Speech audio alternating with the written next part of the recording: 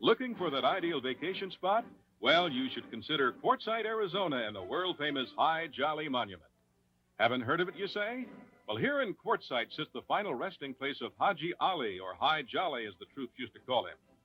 He was one of several camel drivers the Army brought to the American Southwest Desert, along with about 75 camels. You see, in the mid-1800s, the Army thought that using camels in desert terrain was a good idea. So they brought in a bunch of camels and camel drivers from overseas. Apparently, things went pretty well until the Civil War broke out in 1861. Not only that, but they say that all the camel drivers got homesick. So the Army just turned all the camels loose in the desert, where they terrorized stock and wildlife for years. Of course, none of the camels survived. And the only thing left today is this pyramid monument with a camel on it. So if you've had it with Orlando, bring the kids to Quartzsite, Arizona, and check out High Jolly for yourself. American poet Henry Wadsworth Longfellow was born in 1807 in Maine. He was educated there and in Europe. Longfellow taught at Harvard, but he increasingly devoted his efforts to writing. This is the forest primeval, the murmuring... Longfellow used Acadian legends to write Evangeline and Indian tales to write Hiawatha. By the shores of Gitche Gumee, by the shining Big Sea water, stood... Longfellow sought a truly American poetic voice. Listen, my children, and you shall hear of the midnight ride of Paul Revere. Millions of American schoolchildren have been introduced to poetry through Paul Revere's ride. One if by land and two if by sea. The lanterns in the church tower signaled Revere to begin his all-night ride. A voice in the darkness, a knock at the door, and a word that shall echo forevermore. Longfellow's poetry brought American legends to the attention of the world and made the poet widely admired in his own time.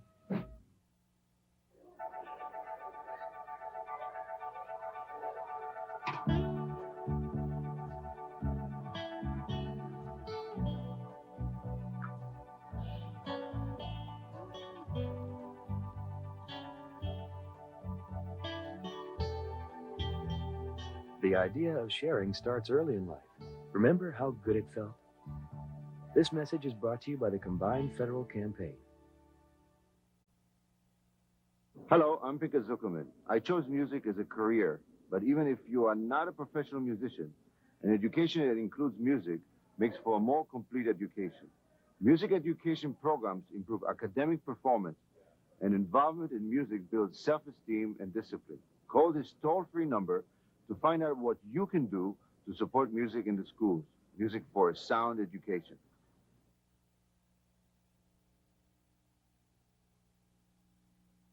Your Monday viewing begins with 60 Minutes, followed by Drew Carey and Veronica's Closet. Then the AFN special, Crime Strike. AFN Primetime Monday.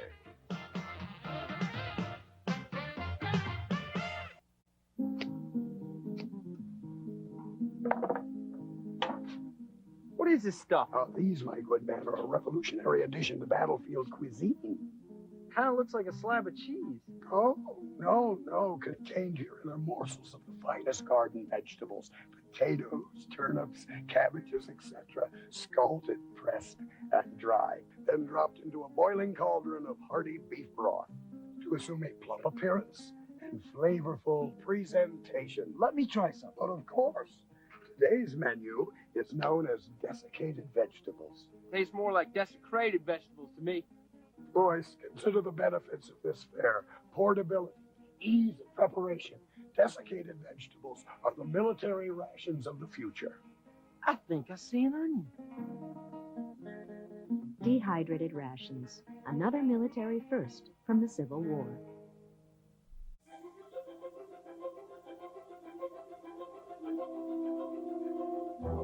West Virginia is our 41st largest state and is located in the mid-Atlantic region. Its borders include Pennsylvania, Maryland, Virginia, Kentucky, and Ohio. One of the more mountainous states in the country, West Virginia is crisscrossed with numerous rivers, streams, and creeks. Geographers have calculated that if the mountains in this small state were iron flat, it would be bigger than the entire continental United States.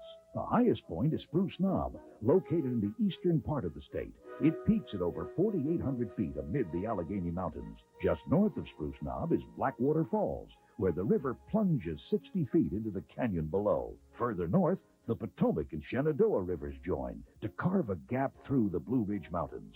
To the south is White Sulphur Springs, one of West Virginia's numerous mineral springs. West Virginia, a unique part of the American landscape. President James Garfield could write Latin with one hand and Greek with the other simultaneously. David Muldoon used a bag of scrap paper to write over 6,000 phone messages for his adoring family. Using scrap paper helped Mr. Muldoon to reduce waste. Hello? Yeah, this is Spike. Is Tracy home? Sorry, Spike, she's out. Dad, was that the phone? Wrong number, honey. Reuse stuff today. Reduce garbage tomorrow. Food. Good.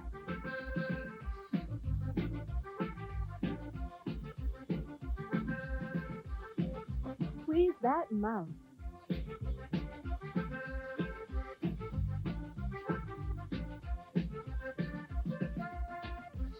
But don't just trust your taste buds. Read those pamphlets.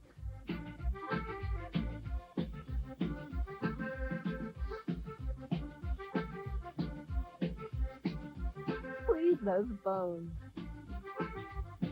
Squeeze those muscles.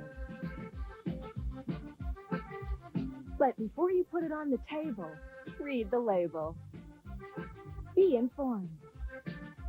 Come on, read about it. It's at the commissary. You can do it.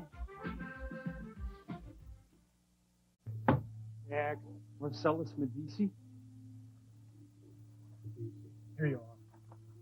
Next. Marcus Antiochus. Next. I'll bet you have plans for that. That's the right word. Colossus fights in the Coliseum tonight. I'm going to double this. I believe you'll have the chance. Sir, I've secured these from the far reaches of the Empire for my men. Finest quality known to exist.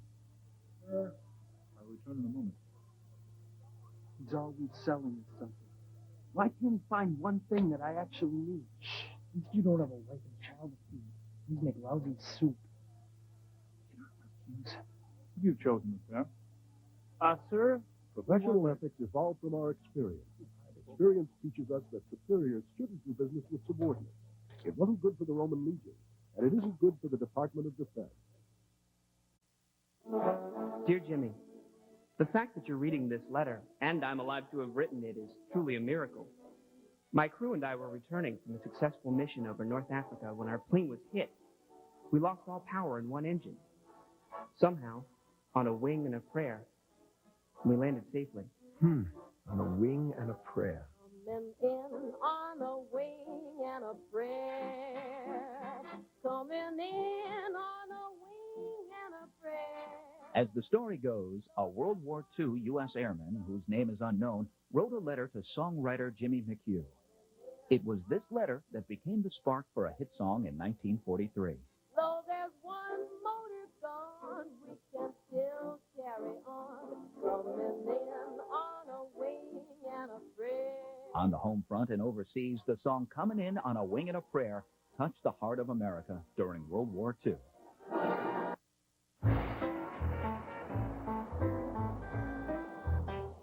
When you can't do it all, do what you can. A message from the Credit Union Foundation and your hometown credit union.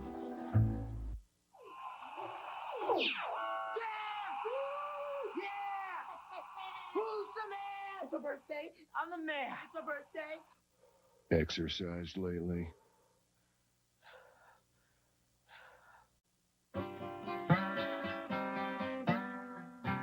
At the southern end of the Mississippi River is the Mississippi Delta, where the land and the water have always competed to see which one would come out on top. The land was winning for centuries. But human efforts to tame the river slowed the flow of sediment and stopped the flooding that created the delta over time. Now, worldwide, the level of the oceans is rising slowly, and here on the delta, the water is now taking over the land. Today, the city of New Orleans is below sea level, protected by a vast complex of dikes, levees, and pumps. The future is uncertain, Will the turbidity of the rising water affect, for example, one of the great industries of the New Orleans area? The answer, like the water, isn't clear. But in the meantime, 4 acres of land each hour are being lost to the sea.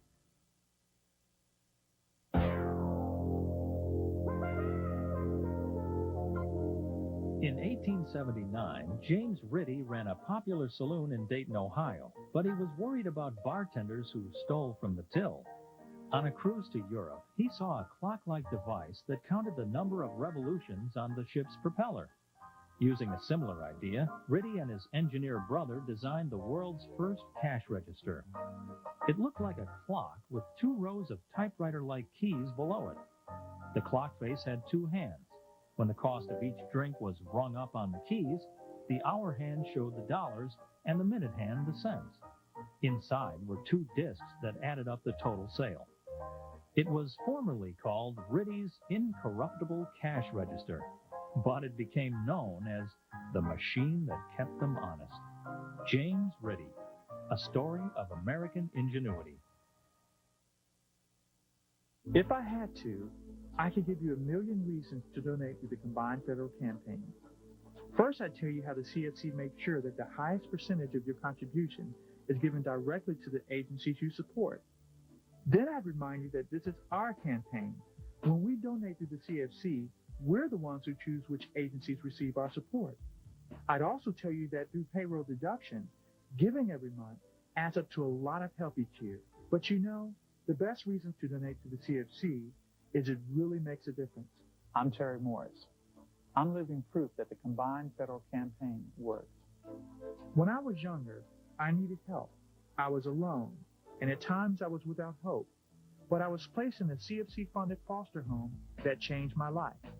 Now, not only am I in a better place, but I'm making sure others have the same chance I had. So here's the best reason to give to the CFC. It makes a world of difference. Okay, the urge to smoke is pretty strong, but we know what to expect, and we've got a game plan to help us out. Are we ready? Yes. Now, Gershwin, you say it seems impossible not to smoke when you play cards with your friends. What's your defense? Avoid the temptation, Coach. That's right. Take yourself out of a few card games. To avoid the circumstances where you feel like smoking. Yes, Walensky. Okay, Foster. Let's say you always have a cigarette after eating a meal. What's the call? Change the situation, Coach. Good. You don't want to smoke after dinner. Change your routine. So I try something else after I finish eating. I take a walk. Good. What can you do if you miss holding a cigarette in your hand or having something in your mouth? Cigarette substitutes. You got it. Instead of a cigarette, substitute a straw. Or chewing gum. Or carrot sticks. Now we've got 3 ways to fight the urge to start smoking again. Avoid the temptation. Change the situation. Substitute for the cigarette. Now let's get in there and quit. American football at the turn of the century was an extremely savage sport. Padding and helmets were optional, and popular plays like the flying wedge just seemed to encourage fistfights. In the football season of 1905, 18 college players died, and 159 were seriously injured. After seeing a horrifying photograph of a player who was beaten during a game, President Theodore Roosevelt decided to take action. Roosevelt held a meeting with the 3 coaches from Harvard, Yale, and Princeton. He told them that if the brutality of the game continued, he would personally abolish football by executive decree. The coaches and faculty members got together to redefine the sport. They created new regulations that stressed speed instead of force, and they invented the forward pass. The new regulations had an immediate effect. The next year, only 6 college players died of injuries, and 3 were from fistfights.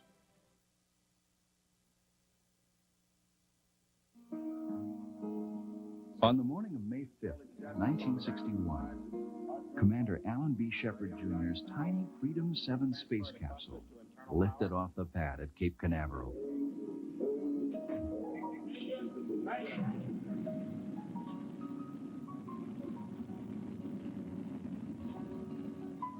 The suborbital flight carried the American Pioneer to an altitude of 115 miles and to a landing point 301 miles down the Atlantic Missile Range. 5 minutes after splashdown, Shepard's floating capsule was picked up by helicopter returned safely to the carrier USS Lake Champlain. It was a flawless ride. His Project Mercury mission helped chart our course to the moon by the end of the decade. Commander Alan B. Shepard, first American to break the bounds of space. Sometimes there seems to be no hope for the future, yet in many situations, it only takes a little help to make the difference between hope and despair. Your combined federal campaign donations can put food into the hands of those who hunger, medicine into the hands of those who suffer, materials into the hands of those who need shelter, education into the hands of those who are illiterate.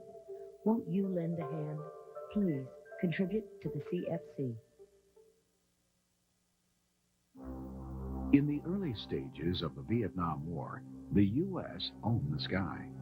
But things began to change when the North Vietnamese started using a more advanced surface-to-air missile. Enemy radar was used to track U.S. aircraft and then guide the SAM missiles to their targets. Many planes were lost until 1966, when the U.S. introduced the Shrike missile. The Shrike homed in on enemy radar and followed the signal back to its source. Flights of aircraft went after the SAM batteries on dangerous countermeasure missions. The Shrike soon paid off, and U.S. losses dropped dramatically. Anti-radar missiles are now a standard part of today's armed forces arsenal.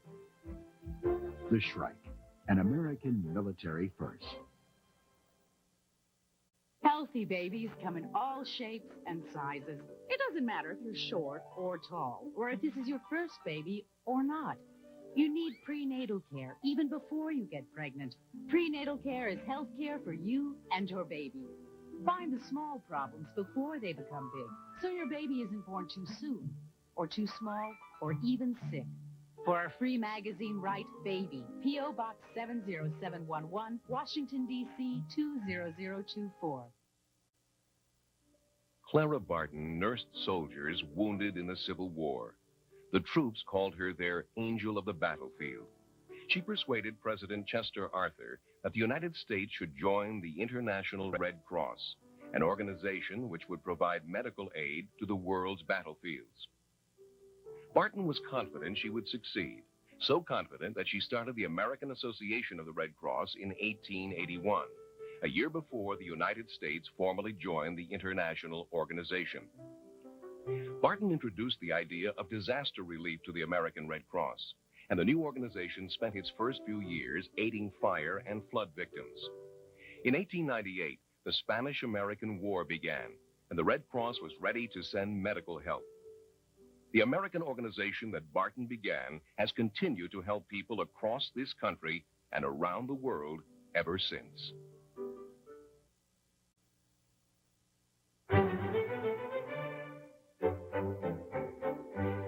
The Rogue River. It winds through the Cascade Mountains of southwest Oregon to the Pacific. It's famous for its rugged beauty, its wild shores, and, of course, its wild water.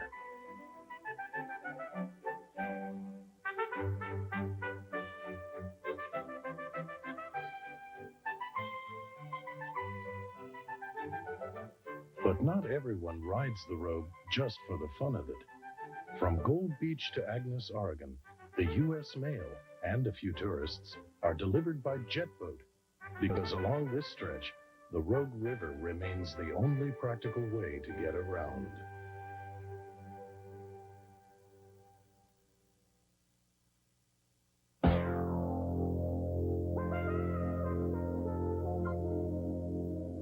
His customers were used to carrying their groceries the old-fashioned way, in a basket on their arms. But Sylvan Goldman, inventor of the shopping cart, wanted to make shopping easier for them. Goldman owned a chain of grocery stores, and every day he would see his customers lugging around their groceries and stop their shopping when the baskets became too full. So one day in 1937, Goldman decided to attach wheels to a folding chair and place a basket on top. At first, his customers didn't want anything to do with this new invention, so Goldman hired a group of people to walk around and push the carts. Needless to say, his idea caught on. People bought more groceries, and Mr. Goldman became rich. Sylvan Goldman, a story of American ingenuity.